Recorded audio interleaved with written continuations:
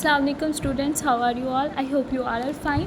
We are going to start new topic number 3.3 which is forces in a free body diagram. एक diagram है, ठीक है, जिसमें आपको इंडिकेट किया जाता है कि फोर्सेस को इंडिकेट किया जाता है, ठीक है.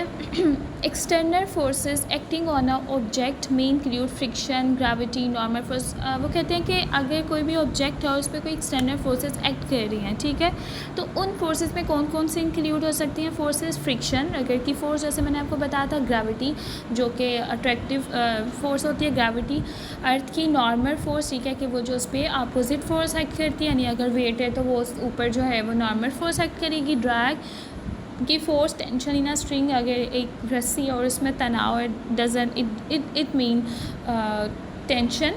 और अ ह्यूमन फोर्स, या कोई भी हम जो फोर्स लगाते हैं ड्यू टू पुशिंग और पुलिंग या पुशिंग की वजह से, ठीक है, यानी एक ऑब्जेक्ट और उसमें ये सब फोर्सेस जो है वो एग्जर्ट हो सकती हैं, ठीक है. Suppose a book is pushed over the surface of a table as shown in figure. यहाँ पे आप फिगर में देखें जैसा कि एक फोर्स है, सॉरी एक बुक है और वो टेबल में पड़ी हुई है, ठीक है.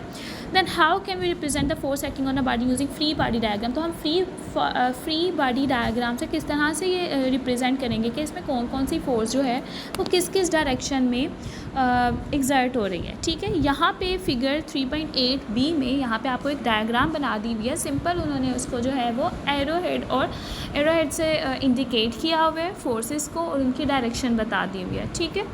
Free body diagrams are used to show the relative magnitude and direction. यानी जिस तरह हम वेक्टर, अगर आपको याद हो, उसमें हमने क्या किया था कि हम मैग्नीट्यूड और डायरेक्शन को रिप्रेजेंट करते थे वेक्टर डायग्राम में. इसी तरह सेम फ्री बॉडी डायग्राम में आप रिलेटिव मैग्नीट्यूड और डायरेक्शन को शो करते हो ऑफ आल द फोर्स, जितनी भी फोर्सेस एक्टिंग हो रही है, ठीक है, ऑब्जेक्ट में in a given situation. In other words a free body diagram is a special example of the vector diagram. तो फ्री बॉडी डायग्राम जो है वो स्पेशल एग्जांपल है किसकी, वेक्टर डायग्राम्स की, ठीक है. इसका अनदर नेम भी हो सकता है, आपको पूछा जा सकता है कि वेक्टर डायग्राम्स की एग्जांपल्स क्या है.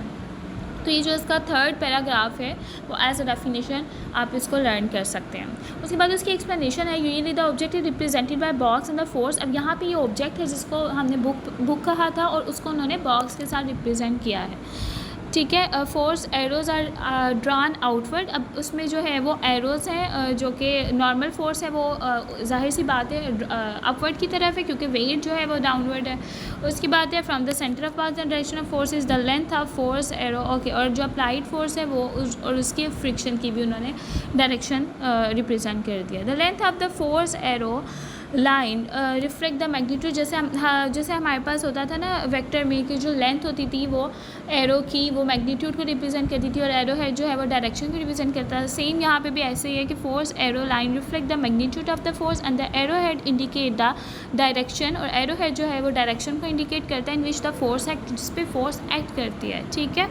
Each force is label to indicate the exact type of force. हर फोर्स जो है वो लेबल होती है जो कि किस टाइप की फ़ोर्स है उसको इंडिकेट करता है, ठीक है. जैसे कि यहाँ पे वेट है तो वेट को उन्होंने रिप्रेजेंट कर दिया, लिखे. फ्रिक्शन को बता दिया है, नॉर्मल फोर्स, अप्लाइड फोर्स, ठीक है. ये जो है वो सारा आपने याद करना है. आई होप आपको कॉन्सेप्ट क्लियर हो गया होगा. तो अपना ख्याल रखिएगा.